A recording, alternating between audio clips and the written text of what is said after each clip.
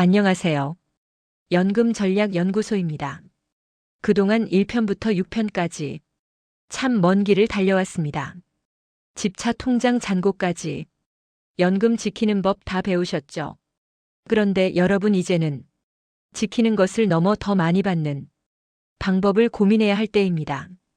정부에서 기초연금을 현재 33만 원 수준에서 40만 원까지 단계적으로 올리겠다고 발표했죠.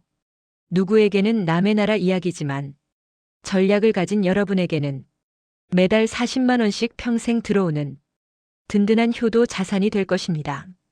오늘 기초연금 시리즈 마지막 편은 어떻게 하면 단 1원이라도 더 받고 바뀌는 제도에서 승리할 수 있는지 총정리해 드립니다.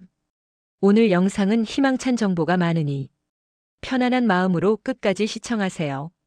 여러분의 노후가 한층 더 밝아질 것을 약속드립니다. 가장 궁금해하시는 소식이죠. 기초연금 40만 원 인상입니다. 나라는 한꺼번에 모든 분이 연금을 올리기는 어렵다고 합니다. 그래서 단계적으로 인상하는데요.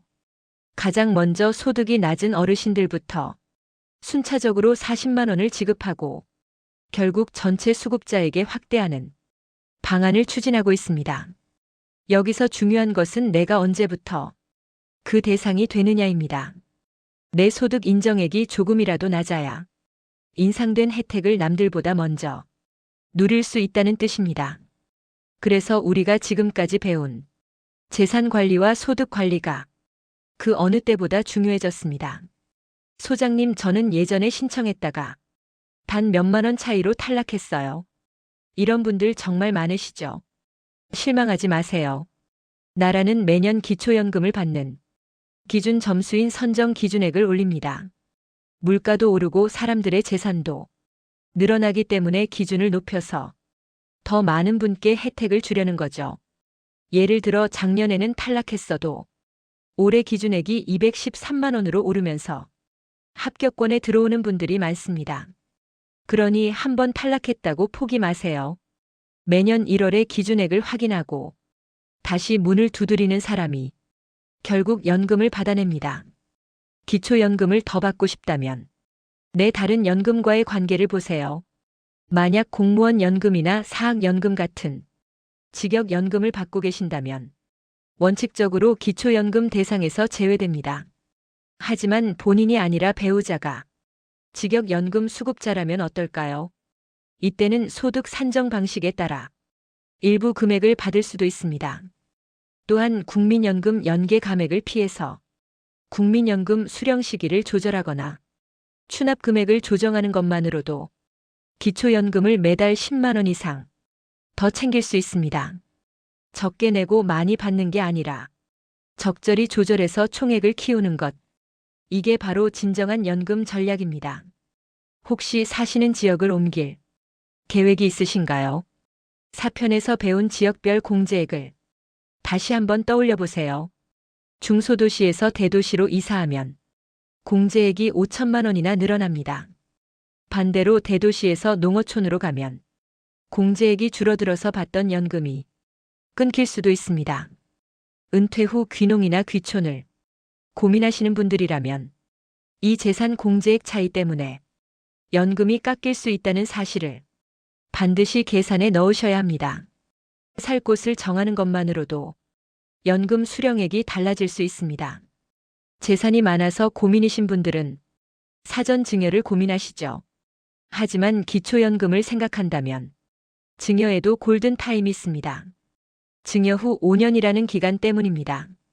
만 65세가 되기 훨씬 전인 60세 이전에 미리 재산을 정리하면 기초연금 신청 시점의 재산이 0원으로 잡힐 수 있습니다.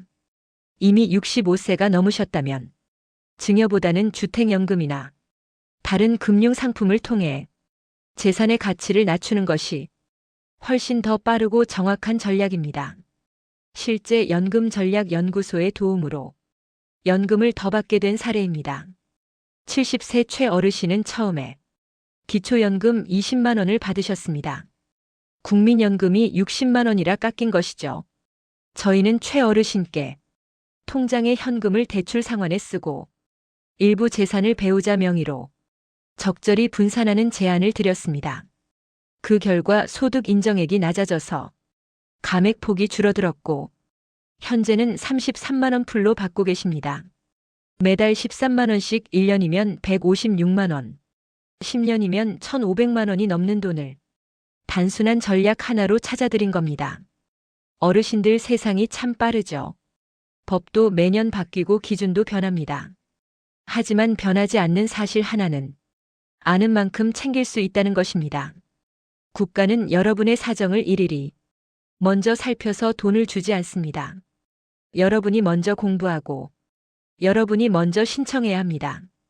그 과정을 돕기 위해 제가 있고 연금전략연구소가 있는 것입니다. 오늘로 기초연금 시리즈는 끝나지만 노후를 위한 공부는 멈추지 마세요.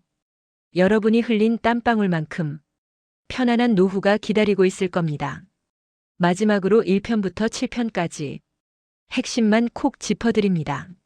하나, 월급은 100만 원 선을 지켜라. 둘, 추납은 득실을 꼭 따져라.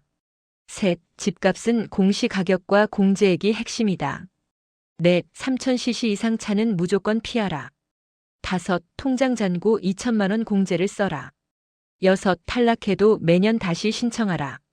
이 6가지만 기억하셔도 대한민국 상위 1% 연금 박사입니다. 그동안 함께 해주셔서 진심으로 머리 숙여 감사드립니다. 여러분의 댓글 하나, 응원 하나가 저에게는 영상을 만드는 가장 큰 힘이 되었습니다. 오늘 영상이 좋으셨다면 마지막으로 구독, 좋아요, 알림 설정 한 번만 더 부탁드립니다. 자, 이제 기초연금은 끝났지만 우리에게는 또 다른 숙제가 있죠. 바로 건강보험료와 상속세입니다. 다음 시리즈에서는 은퇴 후 건강보험료 폭탄 피하는 법, 그리고 자녀에게 세금 없이 재산 물려주는 비법으로 돌아오겠습니다. 노후는 전략입니다. 계산하는 사람이 이깁니다. 연금전략연구소였습니다. 감사합니다.